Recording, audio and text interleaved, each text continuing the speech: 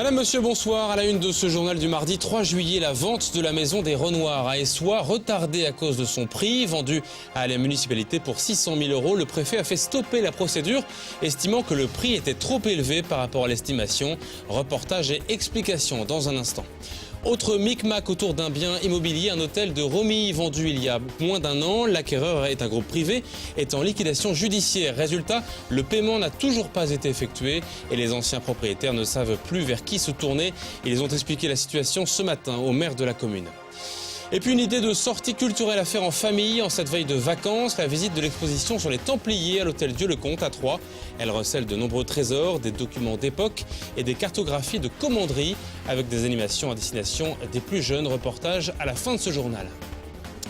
Mais d'abord, cette décision historique rendue en début d'après-midi par la Cour de cassation, elle concerne les salariés de Sodi Médical et ouvre la voie à une liquidation judiciaire de l'entreprise, car la plus haute instance juridique a décidé de casser l'arrêt de la Cour d'appel de Reims datant de mars 2011, un arrêt qui avait empêché la mise en liquidation de l'usine, filiale du groupe Lohmann et Rocher. Conséquence pour l'avocat général, la sortie du blocage actuel de la situation, mais pour l'avocate des salariés, Nathalie Campagnolo, c'est une énorme déception.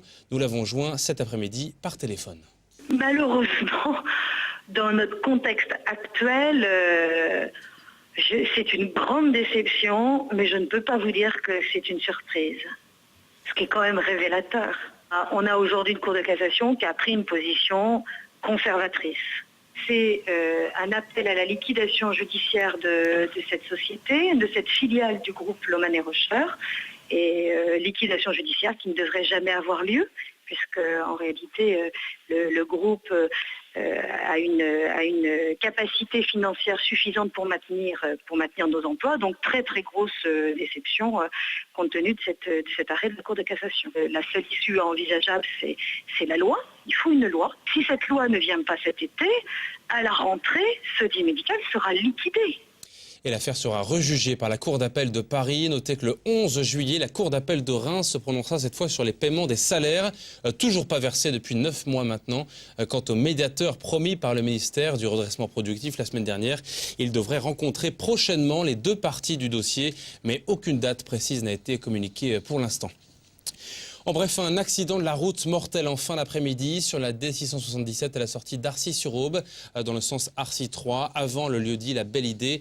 Deux véhicules sont entrés en collision pour une raison encore inconnue. L'un des deux conducteurs est décédé des suites de ses blessures. Il avait 67 ans. L'administration ne fait pas de sentiments, elle laisse en tout cas perplexes les amoureux de l'art et du patrimoine. À Essoyes, la vente de la maison des Renoirs que l'on croyait acquise pourrait être retardée. En cause, la différence substantielle entre le prix exigé par les descendantes du peintre, 600 000 €, et l'estimation des domaines, 230 000 €. Le préfet a demandé un recours devant le tribunal administratif. Explication Damien Ardois.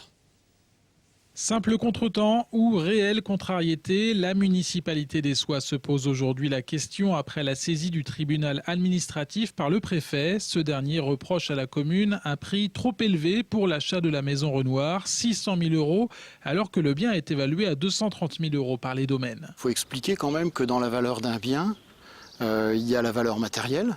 Et puis, notamment dans tout ce qui concerne l'art, il y a une partie de la valeur qui est immatérielle. D'ailleurs, les domaines qui ont estimé la maison ont bien écrit dans leur rapport qu'ils estimaient la valeur de la maison pour la valeur matérielle et qu'ils ne pouvaient pas prendre en compte la valeur immatérielle de la maison. La petite fille du peintre a donné la priorité à Essoyes pour l'achat de la maison, mais il fallait se décider vite face aux propositions alléchantes venues parfois des États-Unis. La municipalité l'assure, les 600 000 € déboursés ne mettent pas en péril les finances essoyennes. Pour assurer l'achat, des parcelles de vignes ont été vendues, une souscription lancée. Cette vente mise en suspens est un contretemps. Si les clés sont dans la poche du maire, le dossier est bloqué administrativement. La décision est attendue dans les semaines, voire les mois qui viennent. Même confiant, il faut prendre son mal en patience. Nous, notre position, on est finalement embêtés, mais sereins quand même, parce que embêtés parce que ça nous bloque dans l'avancée de notre projet. Cette maison, bien sûr, on a envie d'en faire quelque chose, on a envie de la faire découvrir au public. Tout le monde y croit. Bon voilà, il y a juste le préfet qui malheureusement est obligé, même si on le comprend, est obligé de nous embêter un petit peu sur ce dossier. Si le tribunal tranche positivement en faveur des Soies, la commune du Sud-Est au Bois tiendra alors son pôle muséal autour de Renoir. On a l'espace des Renoirs, on est juste à côté là, on a l'atelier du peintre, hein. On a bien sûr le cimetière des Soies où Pierre-Auguste Renoir et son épouse et une partie de sa famille sont enterrés. Quand les visiteurs viennent et qui s'intéressent à la famille Renoir, ils voient beaucoup de choses déjà. Et nombreux visiteurs repartent en nous disant « quand même c'est dommage qu'on n'ait pas pu voir la maison ». On espère que grâce à l'ouverture de cette maison publique, on attirera encore plus de visiteurs. Les prévisions les plus optimistes tablent sur une ouverture au public de la maison Renoir à Essoies au printemps 2013. On aura l'occasion d'entendre à ce sujet les arguments du préfet de l'Aube, Christophe Bay, demain à 19h dans l'émission Retour sur l'actu sur Canal 32. Autre sujet de discorde qui concerne un bien immobilier aux conséquences plus dramatiques. Cette fois-ci, la vente d'un hôtel à Romilly, l'hôtel du Marais. Le bien a été revendu en octobre dernier à une société du sud de la France qui a elle-même été placée en liquidation judiciaire peu de temps après la vente.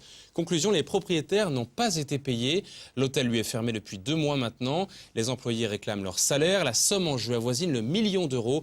Le reportage sur place de Julie Garnier. Propriétaire de l'hôtel du Marais depuis 1 an et demi, David Wyss connaissait une bonne gestion de son bien Romillon. Pourtant, le 1er octobre dernier, il décide de le vendre à Antipode Resort, une société d'investissement au sud de la France, pour 500 000 € et 340 000 € de fonds de commerce. Mais tout ne se passe pas comme prévu. Ils nous ont contactés pour reprendre notre hôtel. On leur a vendu du coup en fin d'année dernière. On devait être payé directement par la vente au notaire, mais on n'a jamais été payé suite à cette vente. Et la société qui nous a repris a été en liquidation, en redressement à partir de janvier et après en liquidation peu de temps après. Vu la situation, ce Romillon décide de récupérer son hôtel. Il a proposé de l'argent à Antipode Resort, mais c'est le tribunal d'Antibes qui gère le dossier. Et à chaque fois, la partie adverse a refusé, préférant fermer l'établissement. Depuis 6 mois qu'on essaye de le reprendre, on a essayé de proposer de l'argent, on a essayé de le reprendre auprès du tribunal, parce que c'est le tribunal d'Antibes qui s'en occupe, avec le liquidateur Maître Gauthier Somme. Et on a essayé de le reprendre à plusieurs reprises, mais à chaque fois ça a été refusé et ils ont préféré fermer l'établissement plutôt que de nous le revendre. En tout, ce sont 7 employés qui se retrouvent aujourd'hui au chômage. La révolte et l'incompréhension se font sentir. Actuellement, on est sans emploi, moi et mon épouse. Les salariés sont sans emploi. On a tous essayé de refaire des prêts, des choses comme ça pour racheter. Mais pour l'instant, tout est bloqué au niveau du liquidateur qui refuse catégoriquement toute offre. Quand on nous a dit de fermer l'hôtel, on n'a pu prévenir aucun de nos clients. On avait des week-ends complets, des gens qui venaient pour des mariages. On avait des ouvriers qui venaient travailler, on n'a pu prévenir aucun client.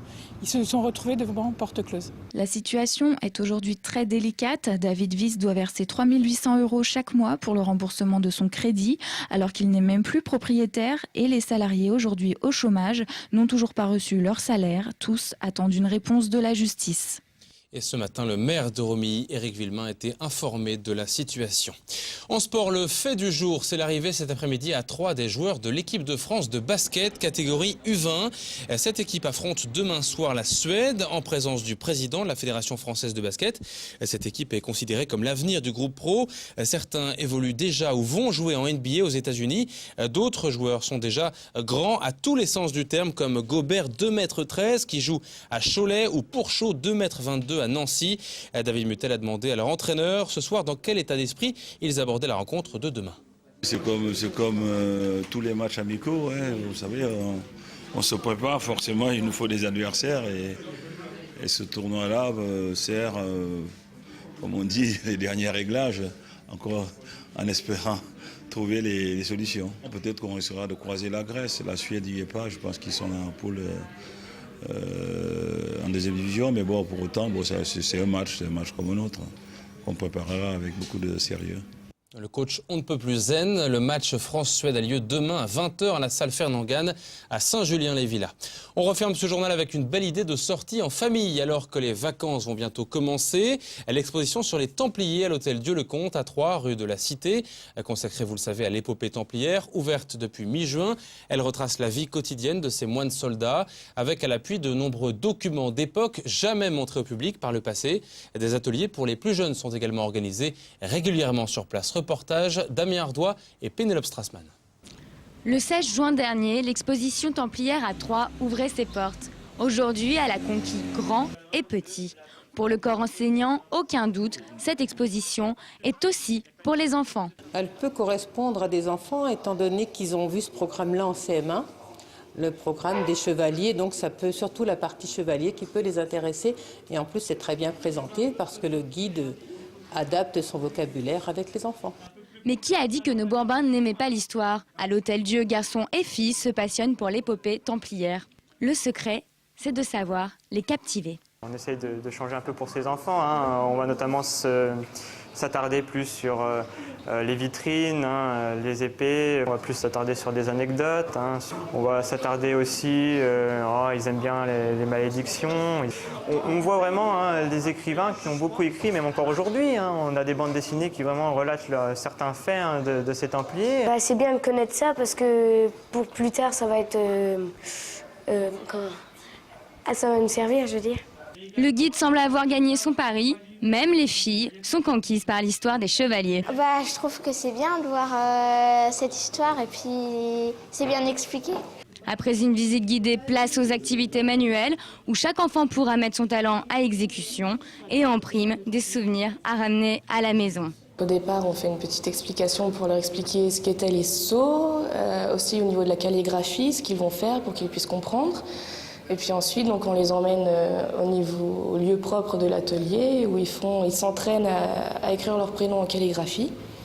Et puis ensuite, ils font leur seau. Alors, on le fabrique avec de l'argile, 2 petites boules d'argile.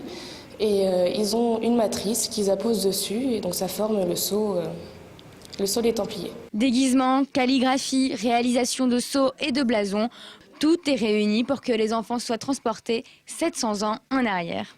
Oui, je trouve ça sympa et ça me plaît beaucoup. On a plutôt l'impression d'être comme au Moyen-Âge. J'ai l'impression d'être un peu un chevalier. Comme quoi les enfants peuvent apprendre tout en s'amusant et cela même pendant les vacances. Les ateliers ont lieu tous les mercredis, samedis et dimanches à 14h30. L'entrée est libre et gratuite. Et renseignements pratiques sur Internet, un site est consacré à l'exposition aube-templier-2012.fr. C'est la fin de ce journal. À suivre les prévisions météo pour demain. Demain dans le JT, on reviendra sur les éthylotests désormais obligatoires en voiture. Une entreprise auboise travaille en ce moment pour fabriquer des modèles électroniques adaptés au grand public. On verra ça demain. Très belle soirée à vous et à demain.